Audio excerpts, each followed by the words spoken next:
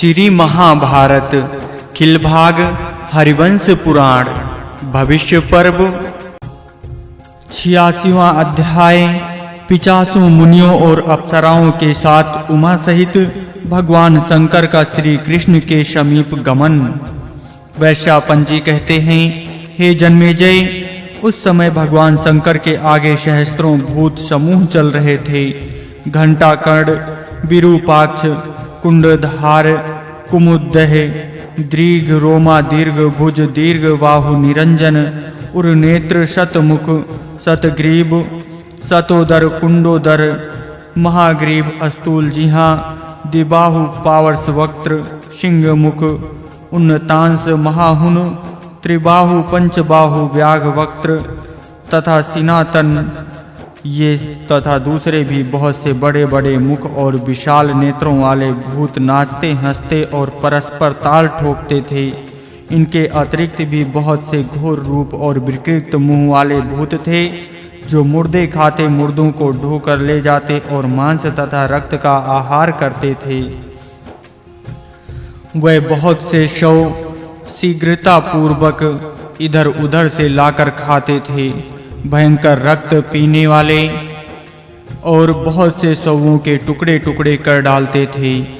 वे सब के सब विस्तृत, विशाल और विकराल थे। उनके शरीर में व्याप्त हुई नस नाड़ियां स्पष्ट दिखाई देती थीं।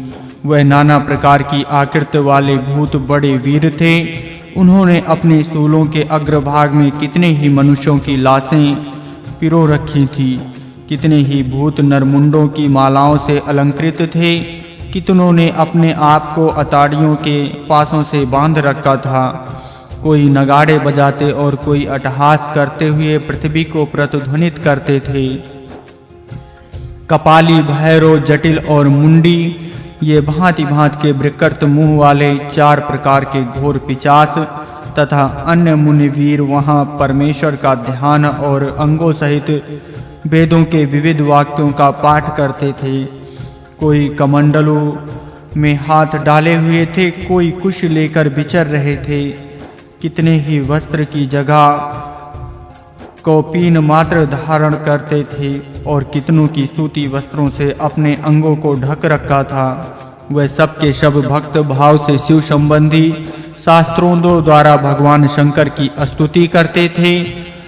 एक ओर तो मुनिगण थे और दूसरी ओर प्रथम गण। इसी तरह एक ओर सिद्ध और गंधर्व अपनी प्रतिमाओं के साथ वहां आए थे। नृत्य कुशल गंधर्व कन्याएं नाचती और गाती थीं। अन्यंत्र विद्या धारण कल्याणकारी भगवान शंकर की स्तुति करते थे। उनके आगे आगे चलती हुई अप्सराएं नृत्य करती थीं।